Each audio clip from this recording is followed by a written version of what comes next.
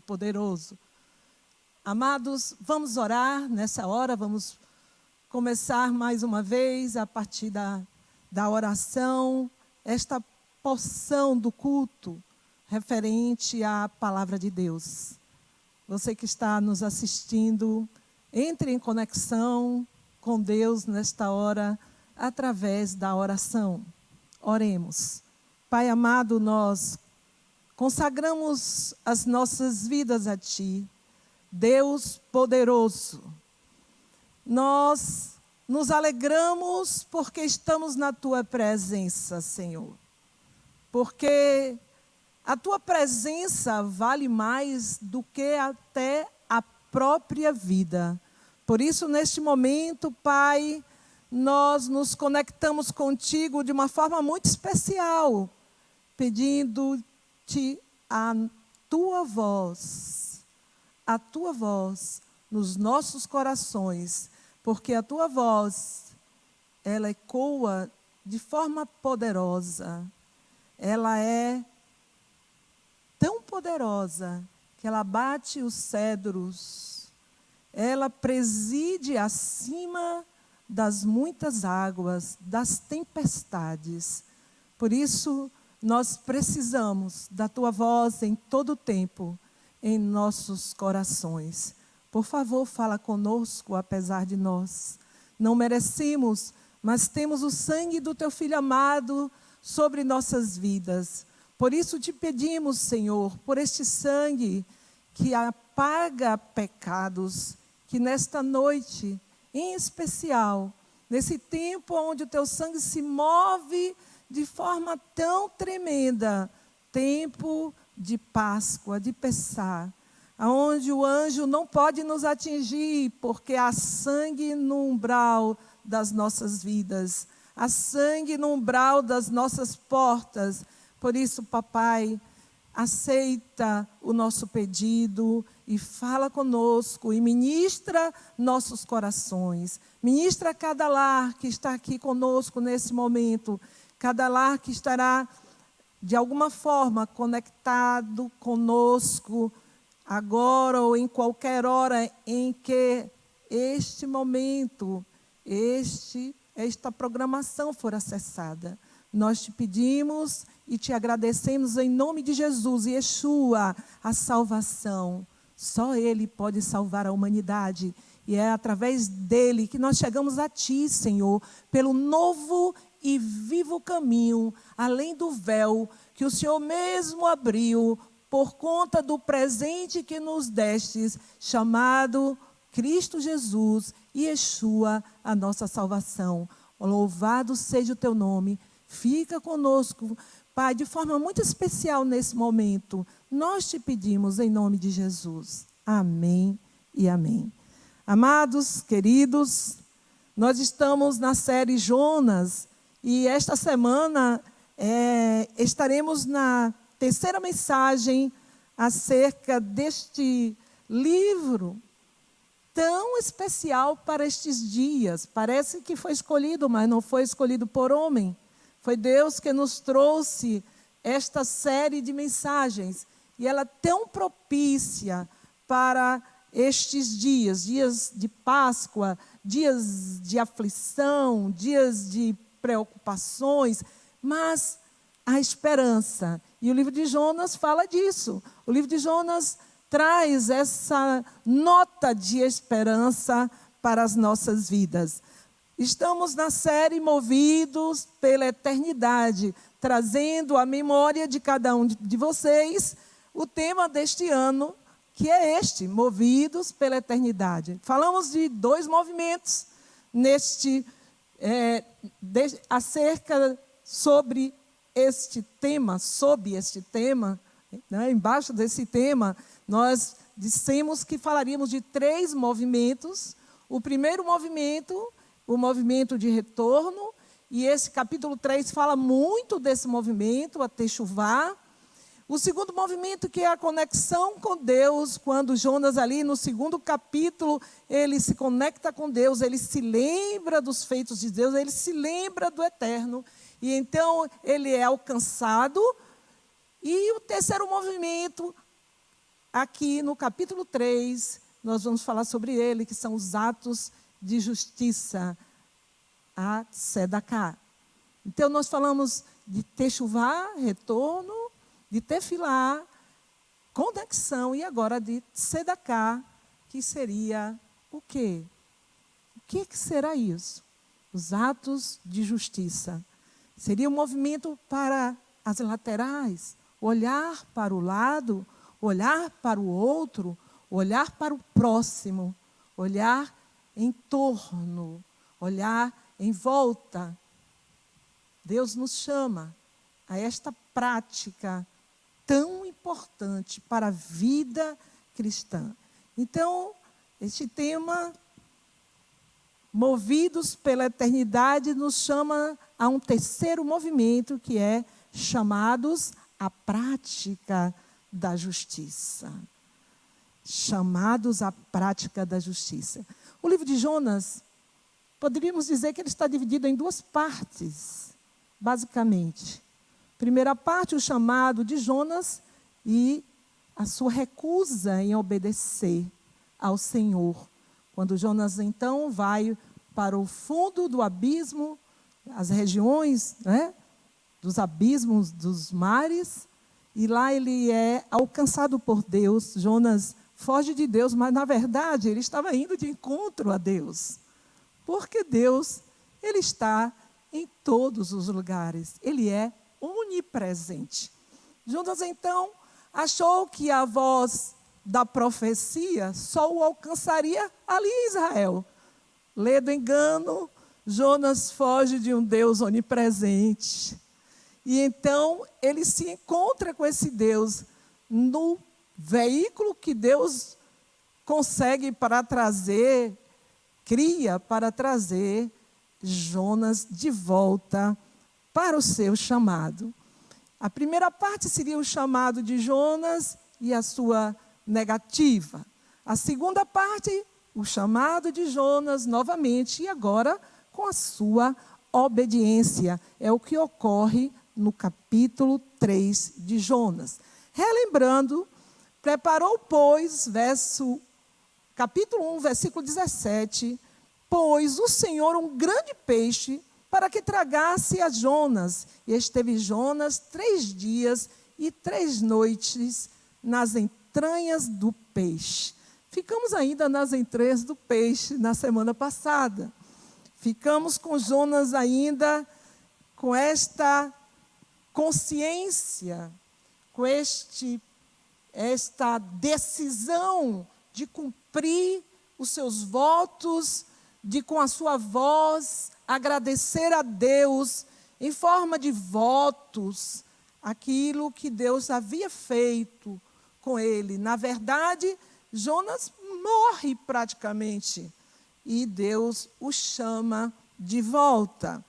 Bem, amados, Jonas, então, no capítulo 2 e no verso 10, deixamos para hoje, o finalzinho do capítulo 2, e então, diz a palavra, falou, pois, o Senhor ao peixe, e este vomitou a Jonas na terra. Deus fala com toda a sua criação, e toda a sua criação o obedece. Deus fala aos ventos, às águas dos mares. Deus fala, em primeiro lugar, a Jonas, no livro de Jonas e Ioná, pomba. Deus pede a Jonas que ele leve uma mensagem, porque ele é um profeta. E ele pede ao Senhor, ele foge da presença do Senhor, mas não adianta fugir da presença de Deus. De Deus não se pode esconder. A voz do Senhor ao peixe traz Jonas de volta para a terra. Está aí Jonas de volta para ir, então, a Nínive. E começamos, então, o capítulo 3, verso 1, pela segunda vez pela segunda vez, veio a palavra do Senhor a Jonas, dizendo: levanta-te e vai à grande cidade de Nínive e lhe proclama a mensagem que eu te ordeno. Uma segunda chance. Fiquei a pensar, fazendo uma panorâmica daquilo que Deus, o Criador, Ele faz no macro. Quando Adão se afasta da presença, o homem, e Deus o resgata em Cristo Jesus. É tudo no macro e no micro, fazendo esse paralelismo, nós entendemos como o Senhor, Ele está no controle de todas as coisas. Deus é o supremo Criador e mantenedor do universo criado por Ele mesmo. Veio a palavra e Jonas levantou-se. Diz o verso 3, levantou-se, pois, Jonas e foi a Nínive, segundo a palavra do Senhor. A voz da profecia foi ouvida por Jonas. Ora, Nínive era uma grande cidade de 3 dias de jornada. Queria que você olhasse aí esta figura. Pode passar? E me veio à mente um simples banquinho com 3 pés. E esta é a vida do cristão. Nós nos iludimos muitas vezes porque esquecemos o terceiro tripé. Falamos muito da oração, falamos muito de arrependimento, e nestes dias o tema é ideal. Toda a verdadeira profecia, ela deve trazer a mensagem de arrependimento nestes dias. Mas existe um outro pé para que nós estejamos firmes como cristãos, que são os atos de justiça.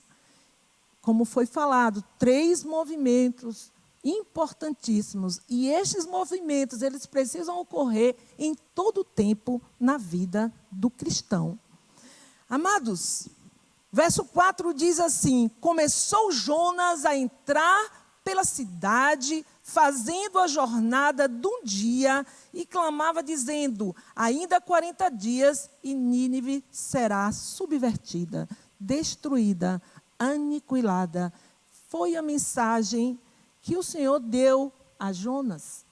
O texto deixa claro aqui qual foi a mensagem que ele pediu que Jonas declarasse. E Jonas então clamava. Amados, Jonas então aqui está cumprindo o seu propósito nesta terra. Ele, como mensageiro, como profeta, ele precisava, e isso lhe custou muito, custou uma viagem longa, custou afogamento, custou quase morte, custou ressurreição, custou promessas, votos, para chegar aqui. Deus tem seus propósitos. E os seus propósitos, eles são estabelecidos ainda que nós não queiramos. É preciso entender que nós somos chamados para Deus, quando Ele diz: não foste vós que escolhestes a mim, mas eu vos escolhi a vós. E Ele acaba dizendo: com um propósito para que deis frutos. Nós somos chamados para uma obra. No chamado, a obra já vem no pacote. E nós precisamos cumprir este propósito, saber qual é o nosso chamado, para que não venhamos a cair na boca do peixe. para que não venhamos a pagar caro por isso. E que palavra de peso. Não, o peso de Deus traz glória. A cruz de Cristo trouxe glória para Cristo. E ele diz: quem quiser vir após mim, negue-se a si mesmo, pegue a cada dia a sua cruz e siga-me. Não há outra forma de seguir Jesus senão pela obediência ao seu próprio chamado. Qual é a mensagem que Deus tem para que você transmita neste mundo? Creio que isso é tzedakah, são os atos de justiça. E tzedakah tem a ver não apenas com caridade, ela é traduzida como caridade, mas ela não é apenas caridade, é toda ação em benefício do outro. E nós não nascemos para Cristo para simplesmente a nossa salvação, para que simplesmente tenhamos um passaporte para a vida eterna, porque sendo assim, seríamos arrebatados imediatamente. Mas temos um propósito em estarmos nesta terra. Há um propósito, e esse propósito é divino. Nós precisamos fazer a obra do Senhor. Olha o que acontece com a pregação do Jonas. Jonas, lá no capítulo 4, nós vamos entender melhor por que Jonas não queria ir a Nínive. Nós já sabemos que os assírios, Nínive é a capital da Síria, o rei da Síria, ele tem a sede de governo em Nínive, pelo menos é o que os historiadores declaram.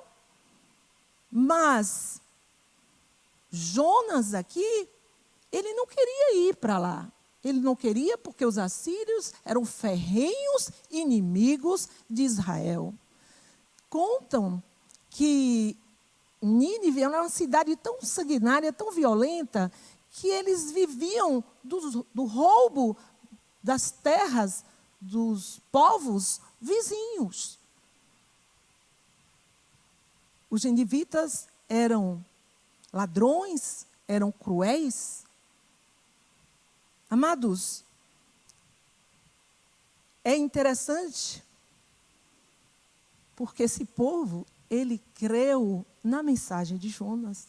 Esse povo acreditou na mensagem do profeta. E aqui fica já o parêntese para nós.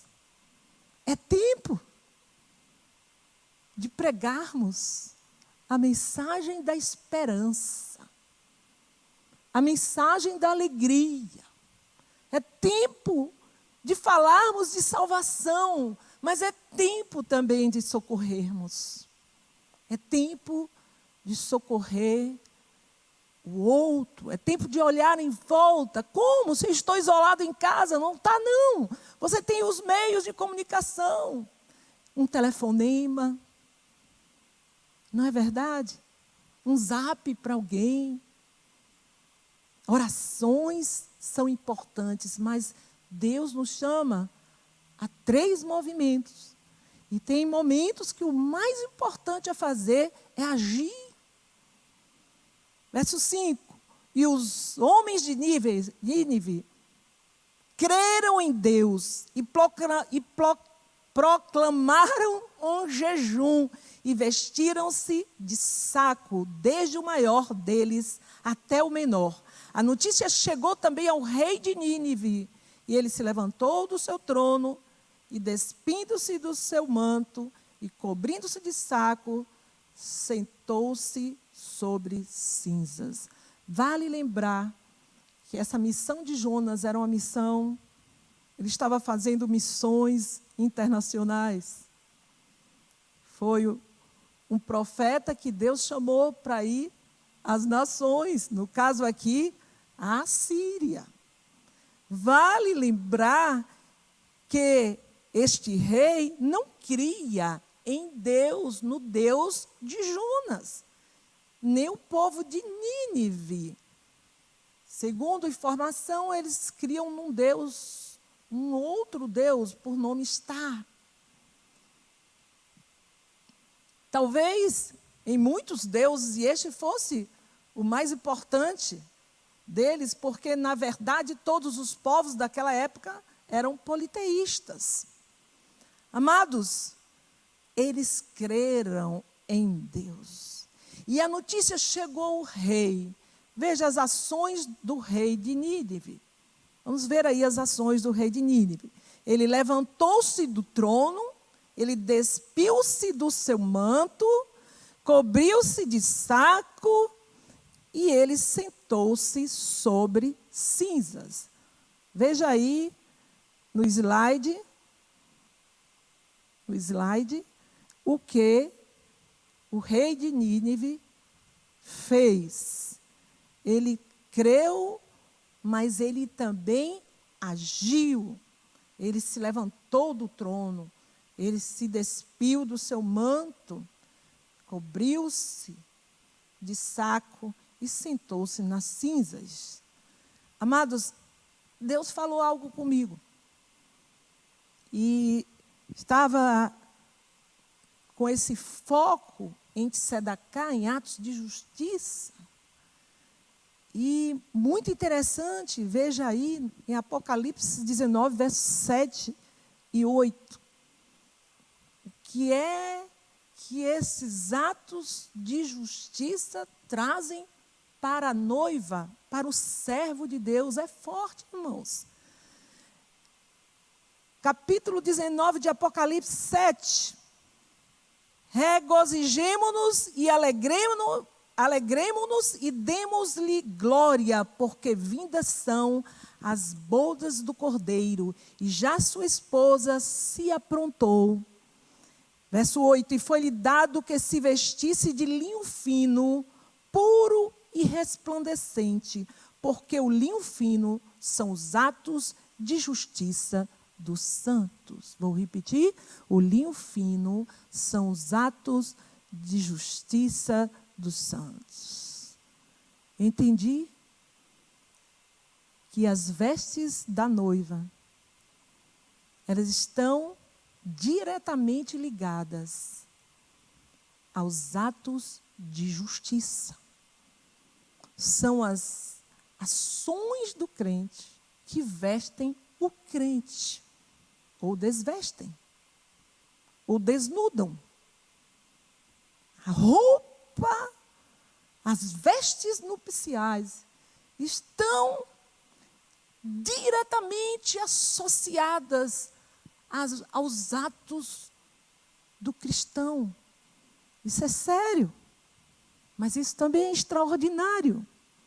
Então ali, aquele movimento, aquele tríplice movimento, não apenas fundamenta, mas prepara-nos para o grande dia. Crente, servo de Deus, acorda. O texto diz que Jonas se levantou, e é preciso nos levantarmos. Igreja de Cristo, precisamos dos atos de justiça, das boas obras, da Tzedaká, das ações, não importa, mas precisamos nos mover em torno, precisamos olhar em volta, precisamos declarar, profetizar, proclamar, agir em relação à mensagem que Deus tem para cada um de nós. Precisamos, ouvindo a voz da profecia, agir.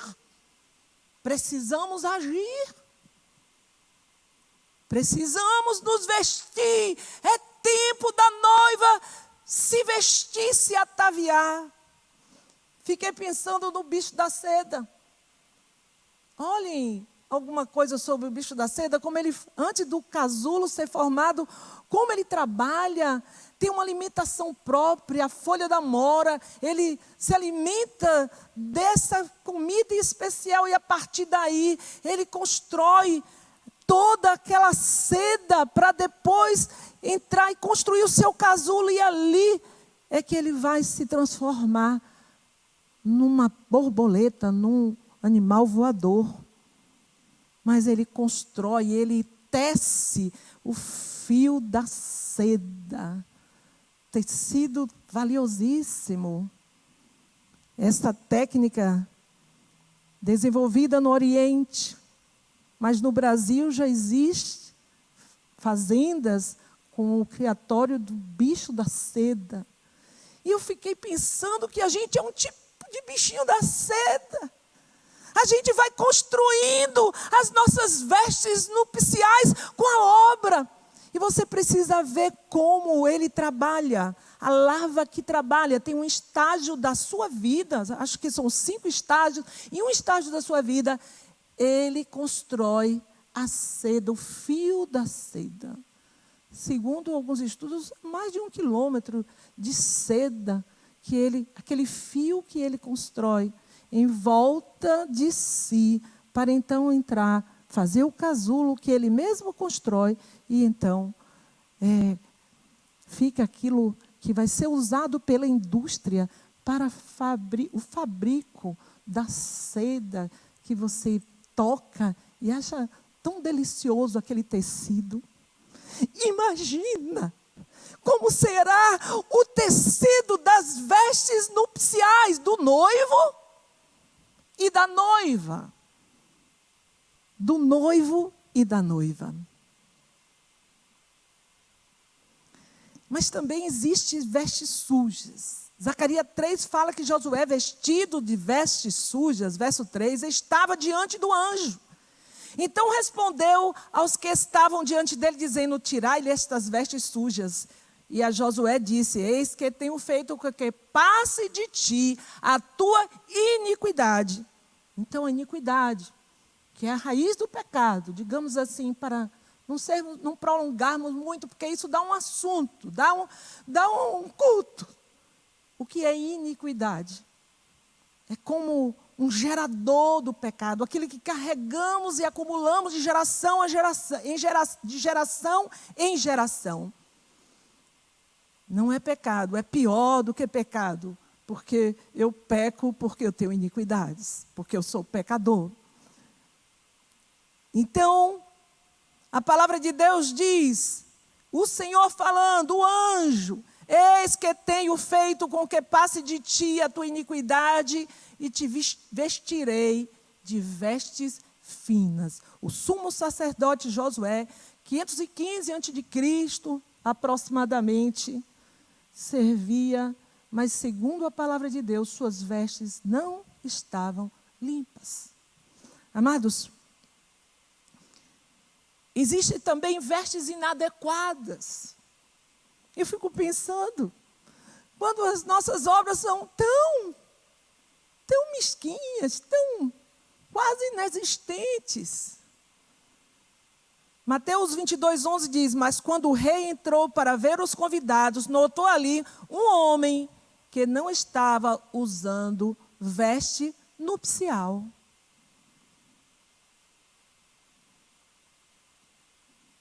Neste caso aqui, a noiva não estava com roupa adequada. E eu fico pensando, noiva de Cristo,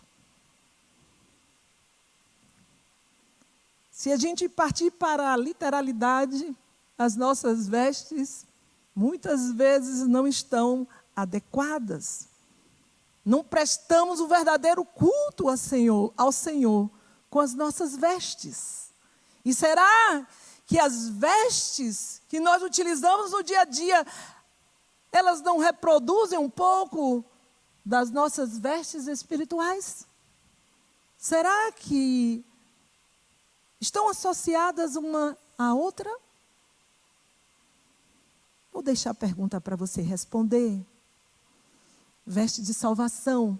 Isaías 61:10 diz: é grande o meu prazer no Senhor, regozija-se a minha alma em meu Deus, pois Ele me vestiu com as vestes de salvação e sobre mim pôs o manto da justiça, qual noivo que adorna a cabeça como um sacerdote, qual noiva que se enfeita com joias. Vestes de salvação.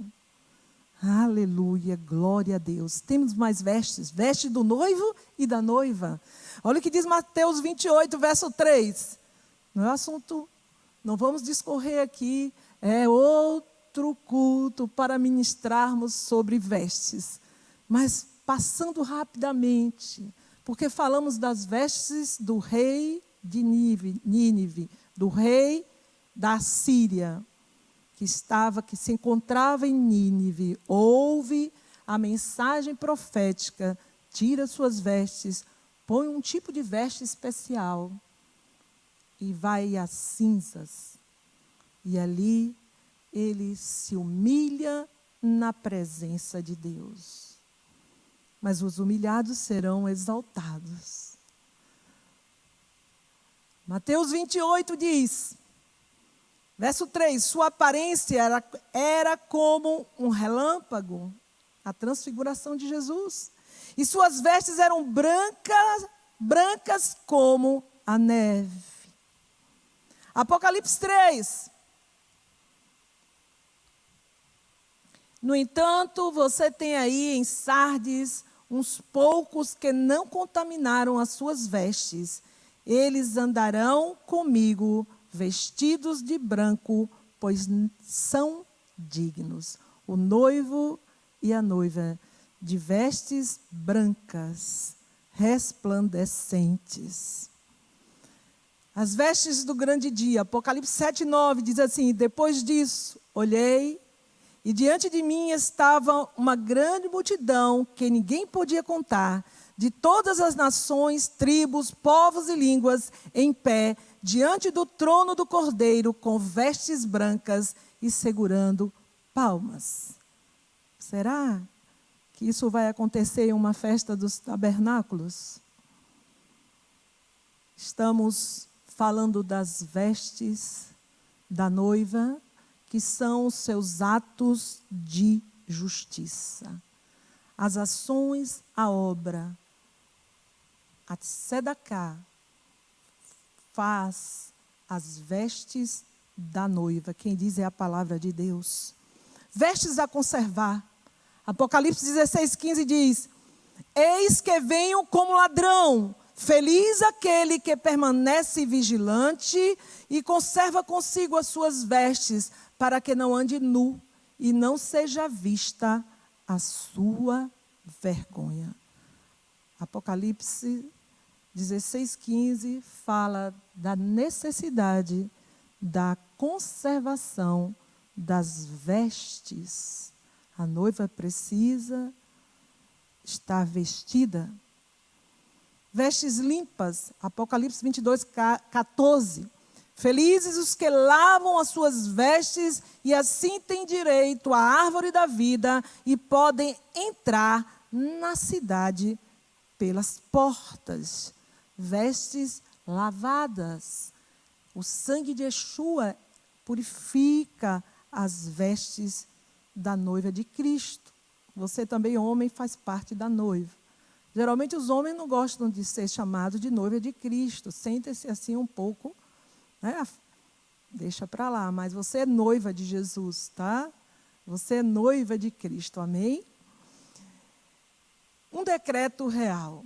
Amados, depois desta passeada aí pela questão das vestes da noiva, da necessidade desta vestimenta nupcial, voltando ao texto de Jonas, capítulo 3 e o verso 7, vejam o que o rei de Nínive, o rei da Síria, declara.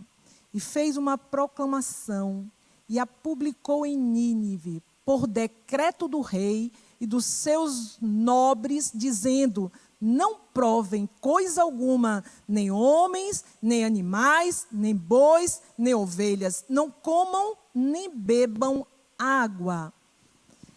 Verso 8, mas sejam cobertos de saco, tanto os homens como os animais, e clamem fortemente a Deus, e convertam-se cada um do seu mau caminho e da violência que há nas suas mãos. Queridos, o ímpio está pedindo conversão para os seus súditos. Muito interessante. A pregação que começa com o profeta termina com o rei. Jonas alcançou o seu objetivo, ou Deus alcançou o seu objetivo através do profeta Jonas. Deus quer alcançar os seus objetivos através da nossa vida. E quando fazemos isso, estamos nos vestindo, estamos nos ataviando, estamos nos preparando para aquele dia final. Para estar diante do trono, vestidos de branco, resplandecente, não apenas branco, mas branco resplandecente. São as vestes de justiça, que são os atos da noiva. Convertam-se. É a voz do rei da Síria. Convertam-se. Techuvá, retornem. Se arrependam do seu mau caminho e da violência que há nas suas mãos. É tempo. Igreja de Cristo, muitas vezes nós estamos num comportamento inadequado. Muitas vezes nós estamos com vestes inadequadas, com vestes sujas por conta deste comportamento, e Deus nos chama hoje a converter-nos. Deus nos chama a convertermos-nos. Deus nos chama ao arrependimento. As obras são muito importantes. A epístola de Tiago, deixo para vocês, ela fala das obras. Quase que Tiago nem estaria aqui na Bíblia. Porque falar das obras sendo um cristão traz algum problema. E Tiago diz, a fé sem as obras, ela é morta. Tiago declara, Abraão, ele não foi justificado pela fé. As suas obras justificam a sua fé. As obras de Abraão declaram a fé de Abraão, porque foi pela sua entrega, foi pelo quase sacrifício de Isaque que Abraão provou a sua fé. Tiago declara, 2 Pedro 3,9, a palavra declara, o Senhor não retarda a sua promessa, ainda que alguns a tenham por tardia, porém, Ele é longânimo para convosco, não querendo que ninguém se perca, senão que todos venham ao arrependimento. Todos venham a arrepender-se. É o chamado. O Senhor, Ele envia a mensagem para Nínive com um propósito. Este propósito de 2 Pedro, Ele não retarda, Ele quer. Porque Ele é longânimo, é um dos atributos de Deus. Ele é misericordioso. Ele não quer que alguém se perca. Ele quer que todos venham a arrepender-se. Deus nos chama ao arrependimento. Deus, Ele é tardio em irar-se. Ele é misericordioso, grande em beneficência. Deus é amor. Deus, Ele quer ser Pai.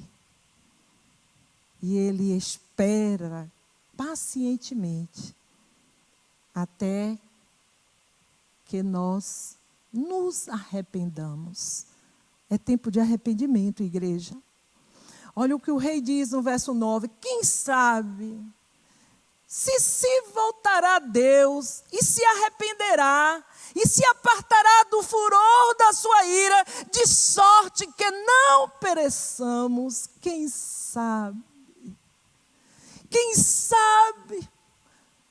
O profeta, ele não veja a sua profecia se cumprir.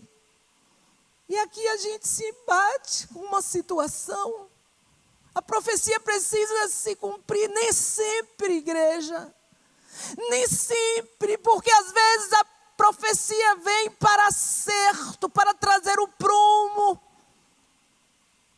E o rei de Nínive, ele foi sábio, ele não foi esperto. Ele foi temente, ele se humilha.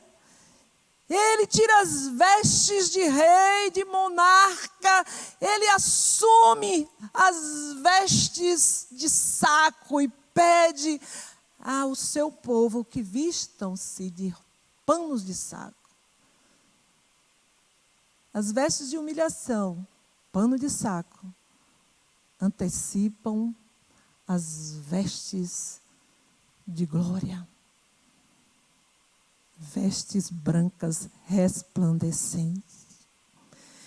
Quem sabe, temos a convicção que o Senhor se arrepende de quem se arrepende. Deus se arrepende de quem se arrepende. De enviar juízo de morte. Deus se arrepende. Não como o homem se arrepende, mas pelo seu amor. O seu amor tão grande, porque Ele é amor. E aquele que não poupou Jesus, antes o entregou por amor de nós, como não dará juntamente com Jesus o seu maravilhoso perdão? É tempo de voltarmos para o centro da vontade de Deus, ligar-nos a Deus através desta conexão extraordinária com pelo seu Espírito Santo. É tempo de fazer tzedakah, é tempo de atuar com obras de justiça, noiva de Cristo. O verso 10, que tremendo! Viu Deus o que fizeram, como se converteram do seu caminho, e Deus se arrependeu do mal que tinha dito lhes faria, e não fez. A mensagem de Jonas encontrou resultado satisfatório para ele, para o Deus poderoso, o Deus amoroso, e Deus revoga os seus maus decretos. Deus revoga os seus decretos. Eu creio que Deus pode revogar os decretos destes dias. Creio que estes decretos não vieram do inferno. Creio que esses decretos vieram de um Deus que está revoltado com a humanidade. Creio, mas creio também que há esperança. Creio que Ele pode revogar se nos humilharmos, se rasgarmos o coração e não as nossas vestes, se nos assentarmos em cinza, que não precisam ser as cinzas físicas, mas um arrependimento genuíno, um coração muito quebrantado e contrito. Eu creio que Ele não nos desprezará. Deus pode revogar os seus maus decretos. Os maus decretos dos céus podem ser revogados. Que livro cuja mensagem principal é arrependimento. O arrependimento de Jonas, veja aí, o arrependimento do rei de Nínive, o arrependimento de Nínive por completo. Deus libera Nínive de um juízo. Não mais destruição. Deus poupa aquela gente. Deus ouve a oração daquela gente. Que Deus maravilhoso. Deus envia o seu mensageiro de Israel, um povo inimigo, porque Deus quer que Jonas aprenda que é preciso amar os inimigos. Interessante que Jonas era considerado um justo. O Talmud o livro que conta a tradição, a história da tradição dos judeus, ele é considerado um justo, um homem justo. Mas Jonas tinha uma lição a aprender. Não só amar os inimigos, mas Jonas temia e queria assumir o lugar de Deus nessa questão. Ele agiu por conta própria. Ele negou a Deus o seu pedido. Porque ele sabia que Deus ia perdoar Nínive. Ele conhecia o seu Deus. Deus maravilhoso. Queria parar aqui hoje. Parar por aqui.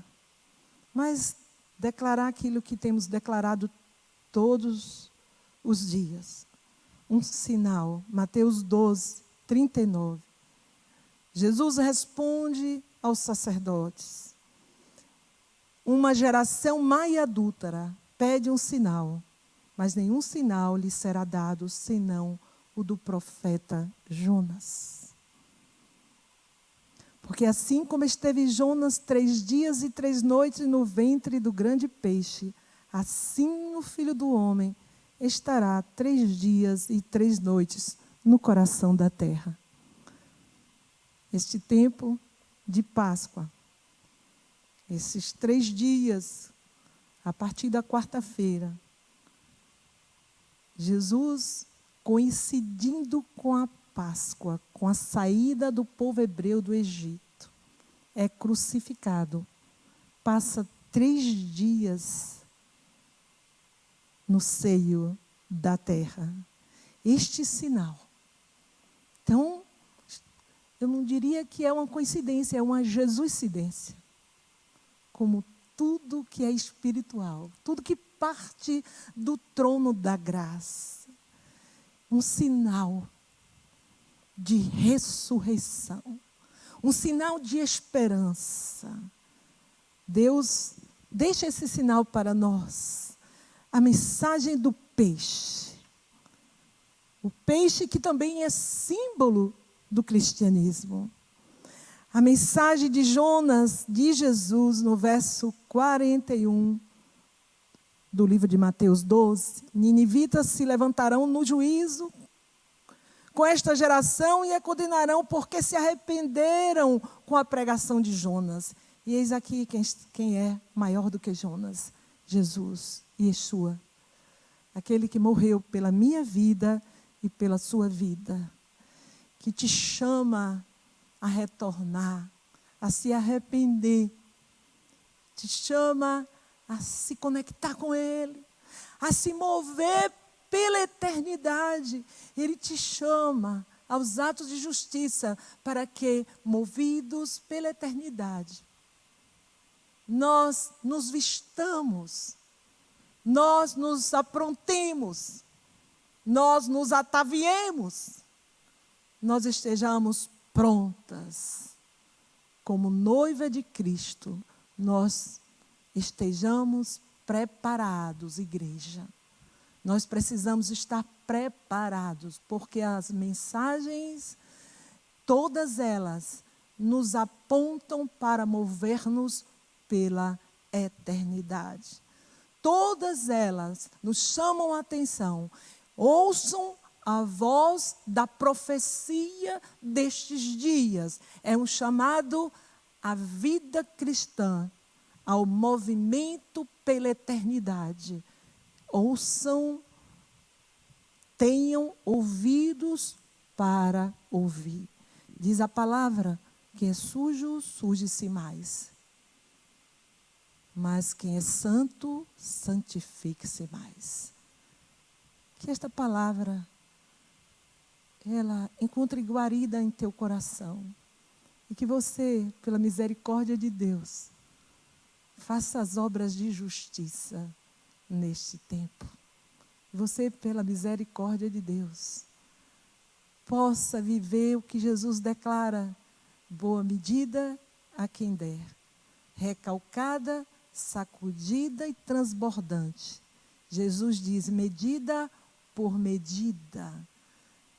Como se não bastassem as vestes da noiva, as boas obras trazem para nós uma boa medida, recalcada, sacudida e transbordante. Medida por medida, diz o Senhor Jesus.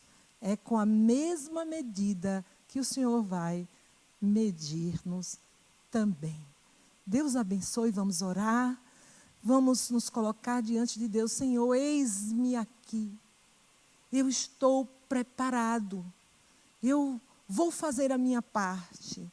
Não existe um só servo de Deus que não tenha sido chamado para a obra de Sedacá, a obra, os atos de justiça. Todos podem fazer a sua parte.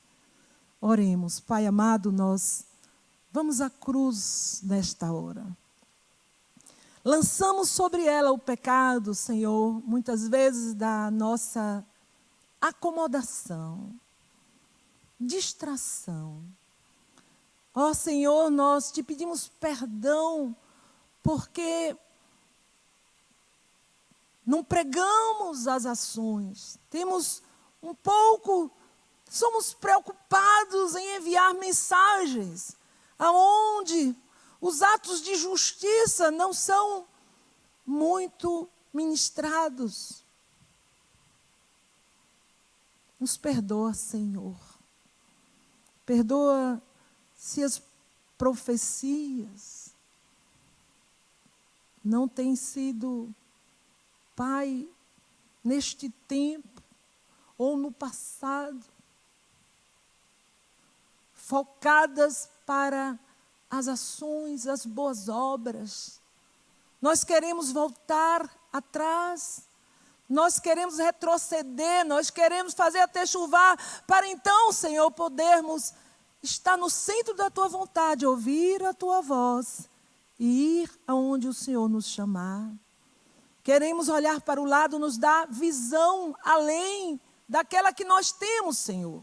Que possamos sair do limite de nós mesmos, deixar de olhar para dentro um pouco e olhar para fora, Senhor. Nos dá uma visão para as laterais, uma visão para olhar em volta, Senhor. E que possamos, ao ver, não nos contentarmos com aquilo que está acontecendo com o nosso próximo e nos movermos para ajudá-lo, em nome de Jesus. Ó Senhor, queremos estar vestidos adequadamente. Senhor, muitos de nós têm vestes sujas, Senhor. Ó Deus, que o sangue de Yeshua derramado nesta Páscoa, derramado, Deus, na cruz, que venha sobre estas vestes, lavando, limpando, purificando. Perdoa os nossos pecados, Senhor, por palavras, por ações, por omissões. Nós oramos nesta hora, clamando a Ti, Senhor. Pai, queremos estar preparados, como noiva de Cristo. Queremos estar preparados para a glória do Teu nome, Jesus.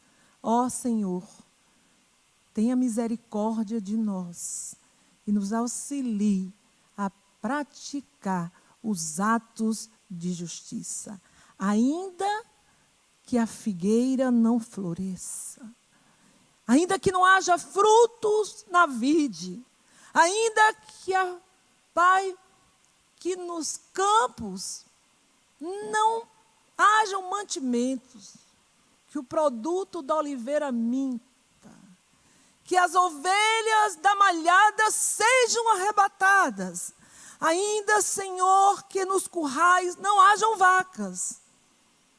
Todavia, nos alegraremos com o Senhor. Exultaremos no Deus da nossa salvação, porque Tu és a nossa força. Tu farás os nossos pés como os da corça, e Tu nos farás andarmos nas nossas alturas. Nós cremos em Ti. Por isso, Senhor, estamos alegres. Alegres no Deus da nossa salvação. Porque, como disse Jonas, a ti, Senhor, pertence a salvação. Salva-nos, Senhor. Yeshua, Yeshua, Yeshua sobre esta terra, Yeshua sobre este planeta, Yeshua como bandeira sobre a nossa cidade. Nós declaramos salvação em nome de Yeshua. Amém e amém. Deus abençoe a noiva. Um beijo no coração. Recebe um grande abraço e um beijo no coração. Um abraço com muita saudade de todos vocês. Cada rostinho é muito especial para nós. E nós ficamos imaginando você aí do outro lado. E com muita saudade nos despedimos. Deus abençoe a noiva. Que o Senhor nos abençoe e nos guarde. Que o Senhor faça resplandecer o seu rosto sobre nós e tenha misericórdia de nós. Que o Senhor sobre nós levante o seu rosto e nos dê a sua paz, o seu shalom. Deus abençoe. Deus abençoe.